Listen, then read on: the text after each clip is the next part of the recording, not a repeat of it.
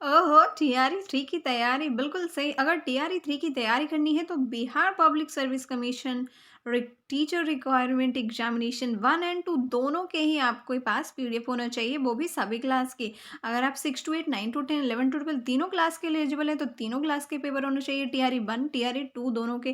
क्योंकि ये अगर आपके पास नहीं है ना, तो ये बात हो गई कि आप अंधेरे में पत्थर फेंक रहे हो।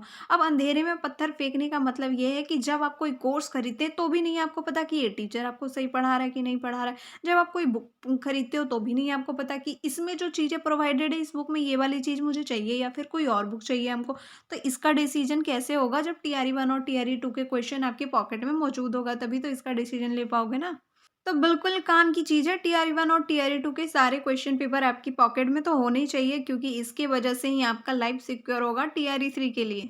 तो इसको डाउनलोड कर पाएँगे आप हमारे टेलीग्राम चैनल पे जा कर के। तो टेलीग्राम चैनल पे आप जाओगे तो टेलीग्राम चैनल के बारे में जिन्हें नहीं पता है उन्हें मैं बता दूँ कि टेलीग्राम चैनल एक ऐसा चैनल जो मतलब बिल्कुल स्टूडेंट के फ़ोन में वो हमेशा ही होना चाहिए, और होता ही है सारे स्टूडेंट के फ़ोन में, क्योंकि उसमें बिना नंबर शेयर किए हुए पीडीएफ की शेयरिंग कर सकते हैं, जो भी स्टडी मटेरियल है उसकी शेयरिंग कर सकते हैं। तो आप देख पा रहे हैं जो क्वेश्चन पेपर, तो इस तरह का आपको क्वेश्चन पेपर मिल जाएगा, जिसमें क्या कुछ होने वाला है। तो क्वेश्चन सारे के सारे क्वेश्चन होंगे जीएस के, आपके सब्जेक्ट के, जैसे कि रहता है हिंदी इंग्लिश दोनों में होंगे।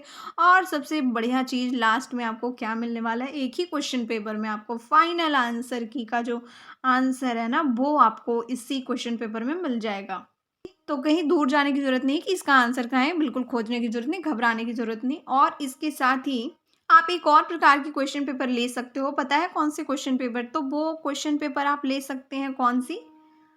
ये वाली, जिसमें आपको ना मार्किंग की हुई होगी। मार्किंग की होगी जैसे कि आपको आंसर देखना है कि अरे इसका कौन-सा आंसर, तो बार-बार आपको लपक के नीचे नहीं जाना पड़ेगा कि इसका क्या आंसर अभी होएगा, क्या नहीं होगा। तो लपक के आपको जब नीचे नहीं जाना है या फिर कोई दूसरा पीडीएफ ओपन नहीं करना है, तब के लिए ये वाली क्वेश्चन पेपर आपको मिल जाएगी बिल्कुल ही आसानी से। तो चलिए चलते हैं टेलीग्राम चैनल पे, वहाँ आपको सर्च करना है कोशिश टू, और आप सर्च कर लेते हैं कोशिश टू एड 1-3 और आपके पास ये चैनल शो होने लगता है। यहाँ पे एक आपको पिक्चर होगी, या फिर नहीं भी पिक्चर है तो भी आप ग्रुप पे ज्वाइन करके वहाँ पे आपको सब्जेक्ट अपना कर देना है कमेंट। सब्जेक्ट कमेंट करोगे और अपना क्लास कमेंट कर दोगे, जैसे कि पीजीटी टीजीटी किसके लिए तैयारी कर रहे हो, या फिर अगर आपका सब्जेक्ट जो भी है टीजीटी के लिए तैयारी कर रहे हो, सोशल साइंस है तो सही है, टीजीटी सोशल साइंस। पीजीटी में भी तो कोई एक ही सब्जेक्ट होगा, जैसे कि मान लो ज्योग्राफी है तो पीजीटी ज्योग्राफी कॉमा करके लिख देना है। अब यहाँ पे 9 टू 10 के लिए भी अगर एलिजिबल हो तो वहाँ पे भी आपको सोशल साइंस ही ऑब्वियसली होने वाली है।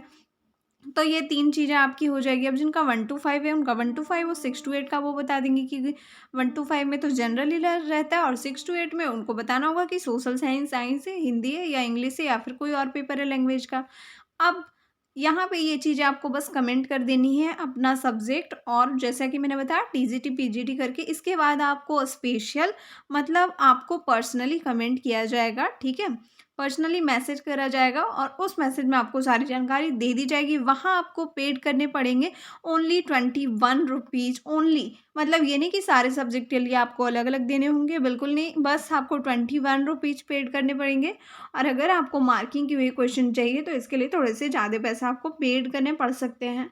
तो ये अगर नहीं भी लेना चाहो आप तो भी काम चलेगा, लेकिन पॉकेट में आपकी वो वाली चीज़ ज़रूर होनी चाहिए जिसमें आपको सारे क्वेश्चन पेपर रहे और लास्ट में आपको आंसर है, और साथ ही साथ आपको कट ऑफ मार्क्स भी रहे। जैसे कि आपको पता है कि टीआरई 2 का कट ऑफ मार्क्स फाइनल अभी नहीं आया है, क्योंकि सप्लीमेंट्री रिजल्ट आना बाकी है।